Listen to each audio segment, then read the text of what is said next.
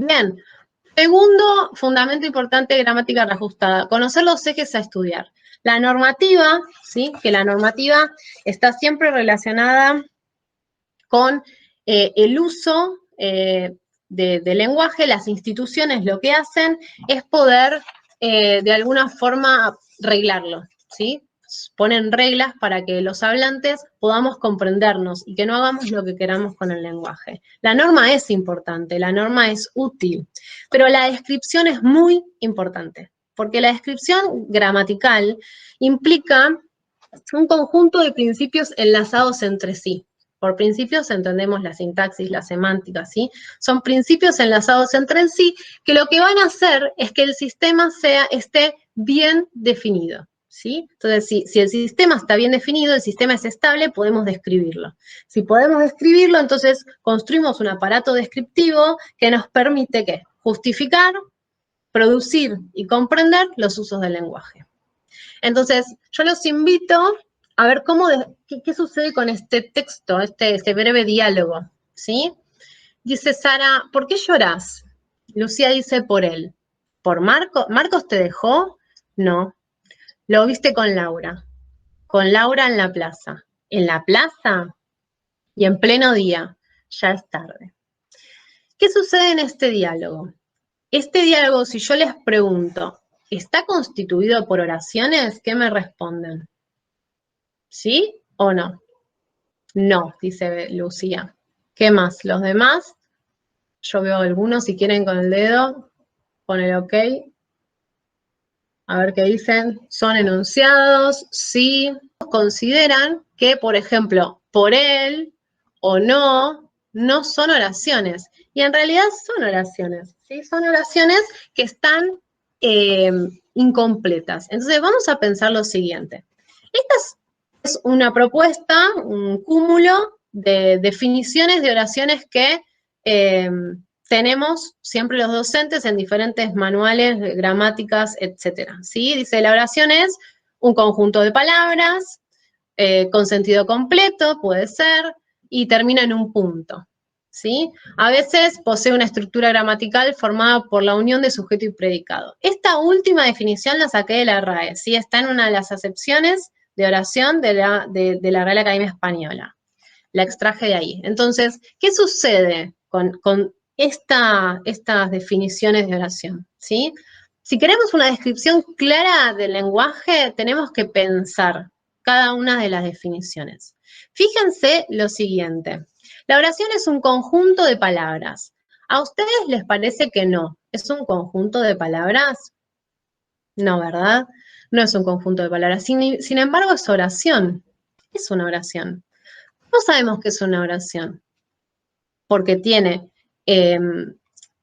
podemos completarla. Dice, ¿Marcos te dejó? No, no me dejó. Acá hay un elemento muy importante de la gramática reajustada que incorpora a la enseñanza de la gramática, que son las oraciones que pueden completarse porque están en el contexto. Y esto es súper interesante, porque nosotros solemos entender las oraciones aisladas del texto. Y si estamos hablando que vamos a analizar en el hecho de habla, en lo que nosotros producimos, tenemos que analizar la oración en relación a las otras oraciones, en relación a todo el texto, ¿sí? Entonces, no es una oración compuesta por una palabra, pero es una oración incompleta. La podemos reponer con lo que está antes, lo que antes se ha dicho. Entonces, un conjunto de palabras que da por lo menos la definición oscura, porque lo que sucede es que también hay palabras que definen la oración. Hasta inclusive ni siquiera incompleta. Si yo digo llueve, ¿sí? Es una oración, no hace falta completarla con nada y es una palabra. Entonces, ¿es un conjunto de palabras? Es incompleto. La oración puede ser un conjunto de palabras, pero puede ser una palabra también. ¿Qué pasa con el sentido completo? ¿Sí? ¿Qué lloras? Por él. Lloro por él.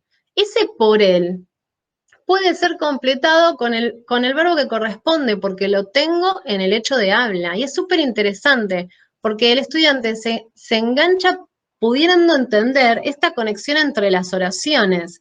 Entonces, desde la gramática reajustada, eso es una oración esquemática. La primera, la naranja, el por qué lloras, es una oración plena. Entonces, oraciones plenas, las que tienen sentido en sí mismas, esto sentido completo, oraciones esquemáticas, las que no tienen sentido completo, pero pueden planificarse, porque yo puedo reponer lo que falta. Entonces, esto de con sentido completo también queda ahí caduco, queda sin completar, queda en suspenso. Y termina en un punto. Bueno, encontramos muchas oraciones, por ejemplo, en la plaza, no termina en un punto, termina en un signo de puntuación. Y también es otra cuestión a replantearnos. Esto de un signo de puntuación, no todos los signos de puntuación, porque la coma no termina oración, ¿sí? La coma no finaliza oración. Entonces, algunos signos de puntuación, no todos. Ahí voy a hacer una pausa porque me están pidiendo, ahí está, entrar. Muy bien. A ver cómo, ahí. Bien. Perdón. Bueno, entonces, estamos. Algunos signos de puntuación finalizan oración, no todos. Y finalmente, y la más clara creo que era, ¿posee una estructura gramatical formada por la unión de sujeto y predicado? No, definitivamente, porque también tenemos oraciones que son unitarias o unimembres, ¿sí? Por ejemplo, ya es tarde, en la que no hay una cuestión de sujeto predicado, no hay una constitución de dos entidades. Entonces, en esta problemática estamos, es decir, ¿cómo definimos oración? Bien, sí, estoy leyendo ahí las preguntas. Entonces ahí, ¿cómo definimos una oración? Yo lo que les voy a proponer es que ustedes puedan un minutito pensar en lo siguiente. Yo les voy a leer un fragmento, ¿sí? De un texto muy lindo que es un libro álbum que se llama El cocodrilo al que no le gustaba el agua. Y ustedes van a pensar si yo terminé la oración o no, ¿sí? Es decir, había una vez, si yo digo había una vez, ¿ustedes pueden decir que yo terminé la oración? ¿Sí o no? No, no se terminó. Porque ustedes lo que están intuyendo es el tono medio, ¿sí? Yo dejo el tono en la mitad porque no finalizo la oración. Entonces, había una vez un pequeño cocodrilo, sigo ahí, sigo en la mitad, en el tono medio, un pequeño cocodrilo al que no le gustaba nadar. Cuando yo digo al que no le gustaba nadar, lo que hago es dar un tono final. Entonces, el tono medio y el tono final en lo que es la expresión implica la construcción, la propuesta de conocer, de reconocer la oración. Lo mismo que, por ejemplo, él quería jugar con los hermanos, ¿ven que uno deja ahí? Pero, lo dejo en el tono medio, todos estaban ocupados aprendiendo a nadar, ¿sí? Entonces, el tono es muy importante para definir una oración. Y estoy describiendo, ¿qué pasa con las oraciones? Las oraciones se constituyen por la entonación, ¿sí? Fíjense y acuérdense que seguramente muchos de sus estudiantes, ustedes en algún momento les han dicho, pero fíjate el texto que me estás entregando porque pusiste tantas comas que no me dejas respirar. Ese no me dejas respirar tiene que ver con que se mantiene en el tono medio y en ningún momento me hace una pausa para que yo pueda respirar realmente. La pausa es esa respiración. Entonces, si vamos a describir la oración se define por la entonación, ¿sí? La oración es una unidad melódica, ¿sí? Que se culmina en un sintonema final, pero lo podemos decir en un tono final. Es un tono final o un tono medio. El tono medio no finaliza oración, el tono final finaliza oración.